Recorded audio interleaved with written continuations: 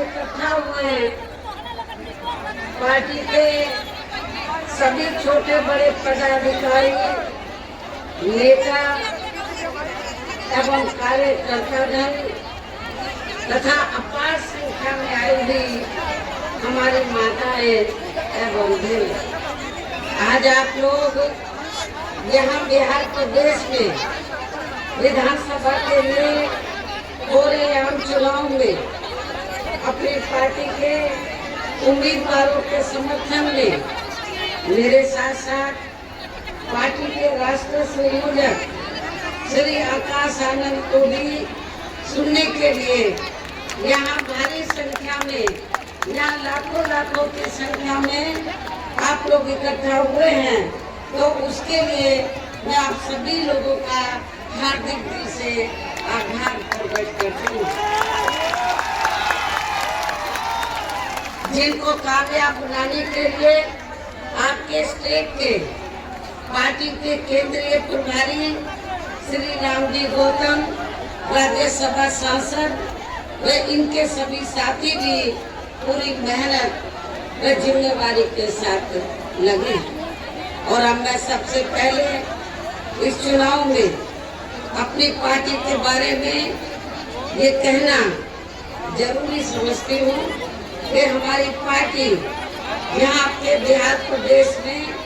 हो रहे विधानसभा का आम चुनाव अकेले अपने बलबूते पर पूरी तैयारी व दमदारी के साथ लड़ रही है। और ये अकेले चुनाव लड़ने का फैसला हमारी पार्टी ने इसलिए लिया है क्योंकि गठबंधन के तहत चुनाव लड़ने के मामले में अभी तक के रहे अनुभव के मुताबिक हमने जिस भी पार्टी के साथ गठबंधन करके कोई भी चुनाव लड़ा है, तो हमारी पार्टी का दलित बेस वोट तो एक तरफा गठबंधन की पार्टी को चला जाता है, लेकिन उस पार्टी के लोगों की जातिवादी मानसिकता के चलते उनकी पार्टी का अधिकांश वोट हमारी पार्टी को नहीं मिल पाता है, अर्थात दलितों की तरह ट्रांसफर नहीं हो पाता है, बल्कि उनका ये वोट अंदर दूसरी पार्टी के खासकर उच्च वर्ग के उम्मीदवारों को ही चला जाता है। और फिर वहाँ हमें केवल दलित व थोड़ा बहुत अपनी पार्टी से अन्य कमजोर वर्गों का थोड़ा वोट ही पड़ पाता है, जिससे उन सीटों पर हमारी पार्टी के ज्यादातर उम्मीदवार कामयाब नहीं हो पाते हैं तथा पार्टी का वोट प्रतिशत भी काफी हद तक कम हो जाता है। ऐसे में अब हमारी पार्टी ने ये फैसला लिया है, ये तय किया है कि हमें ऐसी सभी जातिवादी पार्टियों से गठबंधन करके चुनाव लड़ने की बजाय बल्कि बहुजन समाज के हर अंग को अर्थात SC, ST, OBC व इन्हीं की ही तरह दुखी व पीड़ित मुस्लिम एवं अन्य धार्मिक अल्पसंख्यक समाज के साथ ही अपर कास्ट समाज में से अति गरीबों को भी भाईचारे के आधार पर सीधे ही पार्टी से जोड़कर हमें फिर अपनी पार्टी को सत्ता में लाना है, हुकूमत में लाना है। और ये सब हमने आपका जो पड़ोसी राज्य है उत्तर प्रदेश, और ये सब हमने तो आपके पड़ोसी राज्य जो आबादी के हिसाब से देश का सबसे बड़ा प्रदेश है, तो हमने उत्तर प्रदेश में करके भी दिखाया है। इसलिए इन सब बातों को ध्यान में रखकर अब हमारी पार्टी आपके बिहार प्रदेश में भी अकेली ही यहाँ विधानसभा का आम चुनाव लड़कर सत्ता में आना चाहती है। लेकिन यहाँ सरकार, यहाँ मैं ये भी कहना चाहती हूँ, लेकिन यहाँ सरकार ना बनने की स्थिति में यदि हमारी पार्टी बैलेंस ऑफ पावर भी बन जाती है इस चुनाव में, यदि हमारी पार्टी बैलेंस ऑफ पावर भी बन जाती है तो तब फिर हमारी पार्टी जरूरत पड़ने पर यहाँ सरकार बनाने वाली पार्टी को अब फ्री में बाहर से समर्थन नहीं देगी। अब फ्री में बाहर से समर्थन नहीं देगी, बल्कि अपनी शर्तों के आधार पर उस सरकार में ही शामिल होकर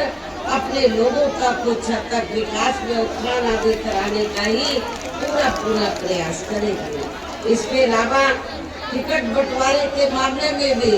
हमारी पार्टी ने यहाँ सर्व समाज के लोगों को बीएसपी में जुड़ने की तादाद को ध्यान में रखकर फिर उसी अनुपात में ही उन्हें टिकट दे दिए। लेकिन अब मैं आप लोगों का ध्यान अपनी पार्टी को कामयाब बनाने के लिए कुछ जरूरी बातों की तरफ दिलाना चाहती हूँ। आप लोगों को मालूम है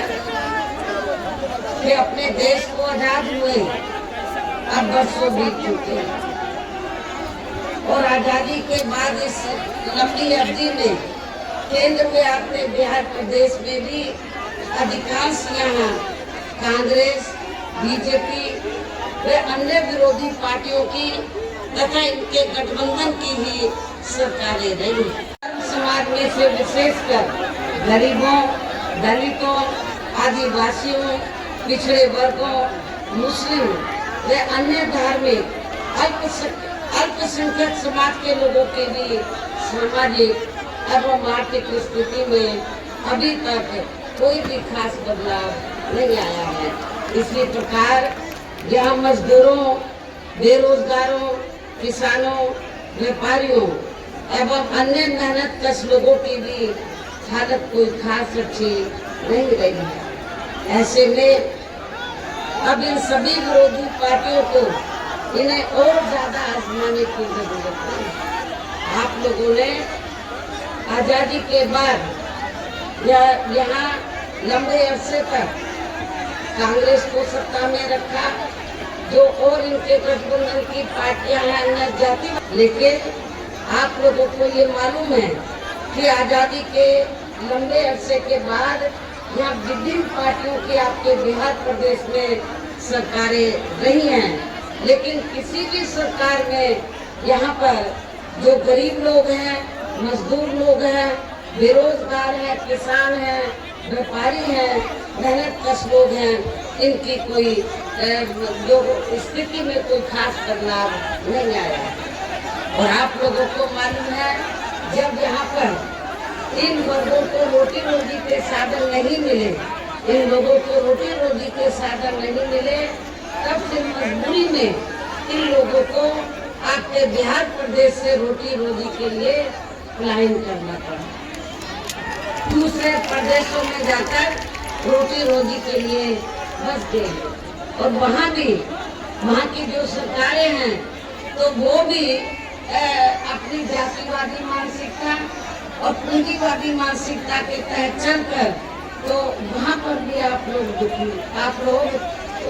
अपनी खुशहाल जिंदगी व्यतीत नहीं कर पा रहे हैं, काफी दुखी और पीड़ित ये आप लोगों को मालूम है।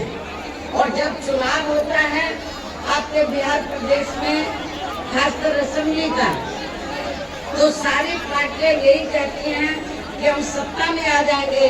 आपको रोटी रोजी के साधन देंगे, आपको पलायन नहीं करना पड़ेगा। बातें तो बड़ी बड़ी करते हैं, बहुत दावा करते हैं, वायदा करते हैं, लेकिन जब सत्ता में आ जाते हैं तो सब भूल जाते हैं। और यहाँ के जो गरीब लोग हैं और जो मजदूर लोग हैं उनको फिर से रोटी के लिए अपना बिहार प्रदेश छोड़ना पड़ता है, पलायन करना पड़ता है। ये सब किसी से छिपा नहीं। और इस संदर्भ में खासकर मैं दलितों, आदिवासियों व अन्य पिछड़े वर्गों के लोगों को ये भी बताना चाहती हूँ कि इन वर्गों के उत्थान के लिए परम पूज्य बाबा साहब डॉक्टर भीमराव अम्बेडकर जी के कड़े संघर्ष एवं उनके अथक प्रयासों से भारतीय संविधान में मिले कानूनी अधिकारों में से खासकर सरकारी नौकरियों में जो उन्हें आरक्षण की ये सुविधा मिली है, तो उसका या कांग्रेस, बीजेपी व अन्य विरोधी पार्टियों की रही सरकारों ने अभी तक भी पूरा लाभ नहीं दिया। आपके बिहार प्रदेश में तो हालत काफी ज्यादा खराब है और अब तो ये सभी विरोधी पार्टियों की जातिवादी सरकारें एक सोची समझी रणनीति के तहत इनके आरक्षण को भी मान्य कोर्ट की आड़ में इसे प्रभावहीन बनाने में व खत्म करने की भी पूरी कोशिश में लगी है। और इसका खास उदाहरण दिनांक 1 अगस्त 2024 को माननीय सुप्रीम कोर्ट का लिया गया निर्णय है, फैसला है, जिसमें माननीय सुप्रीम कोर्ट ने SC व ST के आरक्षण में वर्गीकरण करने व इसमें क्रीमी लेयर आदि को भी लागू करने की बात कही है। इससे हमारी पार्टी कतई भी सहमत नहीं है और इस निर्णय को प्रभावी बनाने व इसे पूर्व की स्थिति में लाने के लिए फिर हमने मीडिया के जरिए केंद्र की वर्तमान सरकार यानी कि उस समय भाजपा की सरकार से इस संदर्भ में संसद में संवैधानिक संशोधन विधेयक लाने वैसे पास कराने का भी अनेकों बार विशेष अनुरोध किया, जिस पर केंद्र सरकार व पूरा विपक्ष चुप ही रहा है। वैसे भी इस मामले में अब हमें इनसे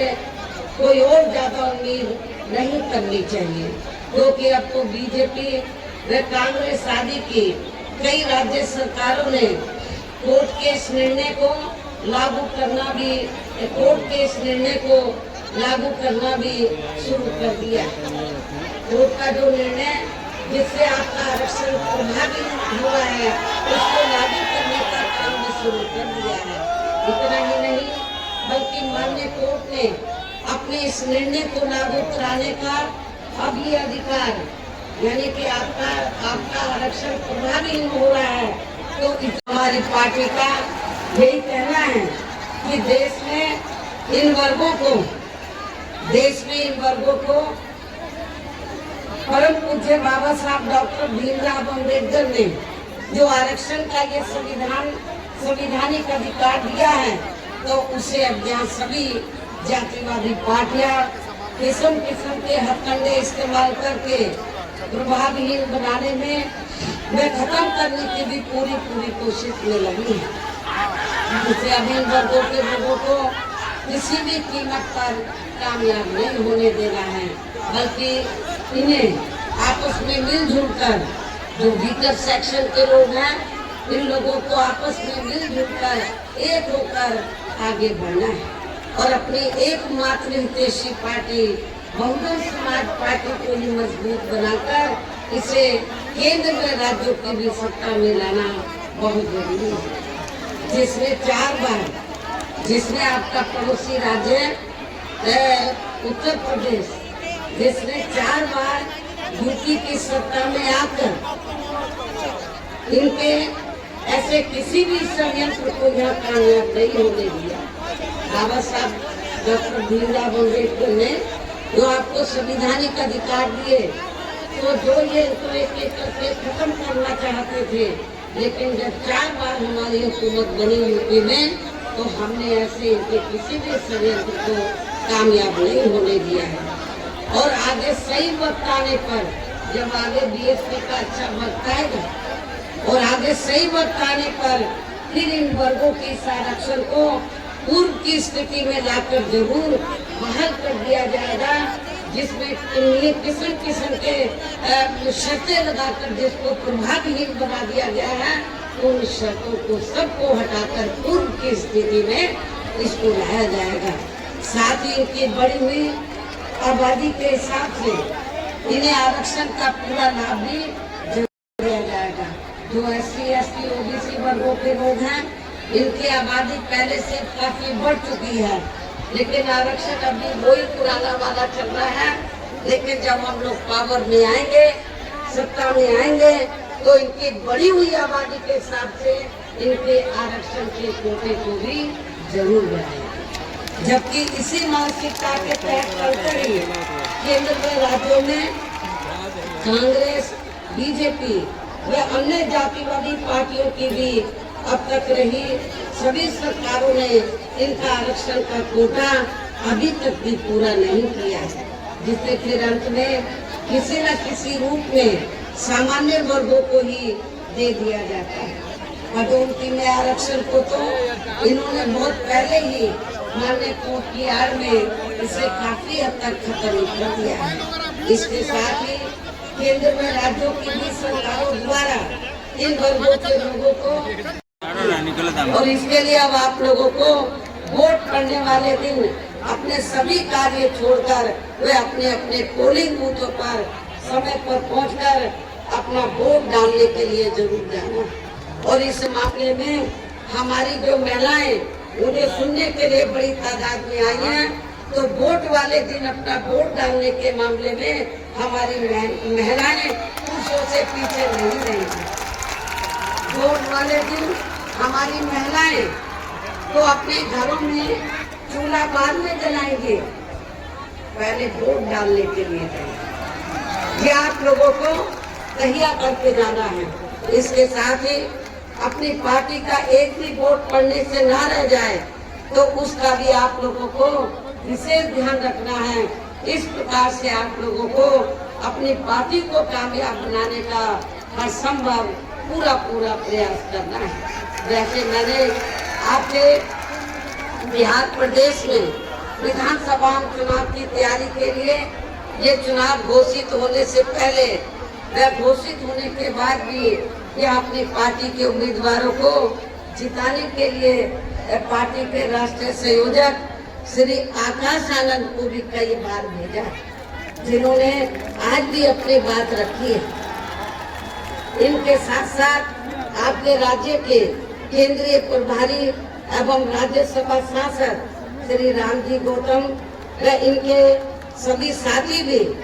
पार्टी को कामयाब बनाने के लिए पूरे जी जान से लगे। ऐसे में मुझे पूरी उम्मीद है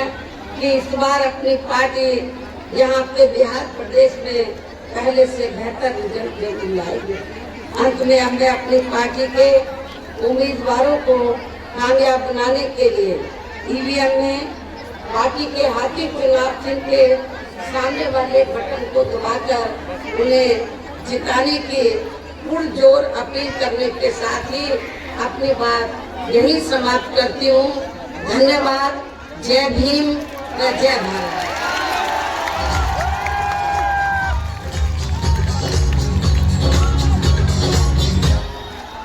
लेकर अपना